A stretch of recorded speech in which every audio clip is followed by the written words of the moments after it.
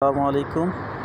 অবশেষে জানা গেল ইসরায়েল কার শক্তি নিয়ে এরকমভাবে গাজার উপরে অত্যাচার করতেছে। তো আপনারা নিজের চোখেই দেখুন, কথাগুলো শুনুন। The U.S. will take over the Gaza Strip and we will do a job with it too. কোনো রাগ ঢাক না রেখে গাজা দখলের ঘোষণা দিলেন ডোনাল্ড ট্রাম্প। আর এই দখলদারিত্ব চালাতে মার্কিন সেনা মোতায়েন করবেন তিনি। সামরিক শক্তি প্রয়োগের পাশাপাশি পরিকল্পনা বাস্তবায়নে ব্যবহার করা হতে পারে মার্কিন মিত্র জর্ডান ও মিশরকে। না মানলে প্রয়োগ করা হবে অর্থনৈতিক ও কূটনৈতিক চাপ। ইসরায়েলি প্রধানমন্ত্রী বেনিয়ামিন নেতানিয়াহুকে পাশে রেখে ট্রাম্প যখন গাজা দখলের ঘোষণা দিলেন, তার কয়েকদিন পরেই যুক্তরাষ্ট্র যাচ্ছেন জর্ডানের রাজা দ্বিতীয় আব্দুল্লাহ। আগামী 11 ফেব্রুয়ারি হোয়াইট হাউসে ঢুকবেন জর্ডানের রাজা। গাজা ছাপের পরিকল্পনা নিয়ে আব্দুল্লাহর সঙ্গে বিস্তারিত আলোচনা হবে এই বৈঠকে। ইসরায়েলের পর মধ্যপ্রাচ্যে সবচেয়ে বেশি মার্কিন সহায়তা পায় জর্ডান। আর মিশরকে রাজি করাতে ব্যবহার করা হতে পারে নীলনদ বিরোধ। মিশরের সঙ্গে নীলনদ নিয়ে ইথিওপিয়ার বিরোধ চলছে।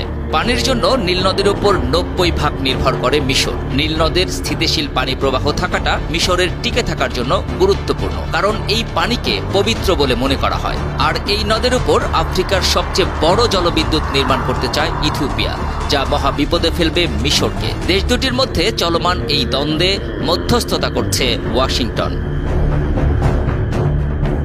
কয়েকদিন আগে ট্রাম্প প্রশাসনের একজন জ্যেষ্ঠ কর্মকর্তা মিশর যান। এই সফরে তিনি বৈঠক করেন মিশরের পররাষ্ট্রমন্ত্রী বদর আবদেলাত্তি ও দেশটির গোয়েন্দা প্রধান হাসান রাশেদের সঙ্গে।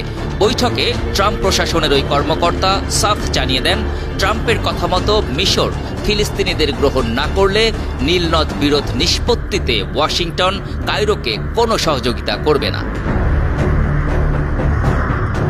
এদিকে মঙ্গলবার ট্রাম্পের গাজা দখলের ঘোষণার পর সবচেয়ে বড় প্রতিক্রিয়া আসে সৌদি আরবের কাছ থেকে। ফিলিস্তিনিদের মাতৃভূমি থেকে উচ্ছেদ করলে ইসরায়েলের সঙ্গে সম্পর্ক স্বাভাবিক না করার হুঁশিয়ারি দেন রিয়াদ। রিয়াদ এদিন ফিলিস্তিনি রাষ্ট্রের উপর জোর দেন। তবে গাজা সাফের পরিকল্পনায় সৌদি আরব বাধা সৃষ্টি করবে না বলে মঙ্গলবার সংবাদ সম্মেলনে ইঙ্গিত দেন ট্রাম্প। তিনি বলেন, সৌদি আরব মধ্যপ্রাচ্যে শান্তি চায়, এ ব্যাপারে তারা খুবই আন্তরিক। আর সৌদি আরবের সঙ্গে ইসরায়েলের সম্পর্ক খুব তাড়াতাড়ি স্বাভাবিক হবে বলে জানান ইসরায়েলি প্রধানমন্ত্রী বেনিয়ামিন নেতানিয়াহু। ট্রাম্পকে উদ্দেশ্য করে নেতানিয়াহু বলেন, হাতে সময় থাকলে আপনার প্রথম মেয়াদে এই বিষয়টির সুরাহা হতো। প্রথম মেয়াদে ক্ষমতায় থাকাকালীন ইসরায়েলের সঙ্গে আরব দেশগুলোর সম্পর্ক স্বাভাবিকরণের জন্য আব্রাহাম চুক্তি করেন ট্রাম্প। এই চুক্তির আওতায় সংযুক্ত আরব আমিরাত এবং বাহরাইন উভয়ই ইসরায়েলকে রাষ্ট্র হিসেবে স্বীকৃতি দেয়। আর 2023 সালের আগে স্বাধীন ফিলিস্তিন রাষ্ট্রের দাবি ছাড়াই ইসরায়েলকে স্বীকৃতি দিতে চেয়েছিল সৌদি আরব। তবে ওই বছর গাজায় যুদ্ধ শুরু হলে এ সিদ্ধান্ত থেকে পিছু হটে রিয়াদ। আন্তর্জাতিক ডেস্ক 52টি।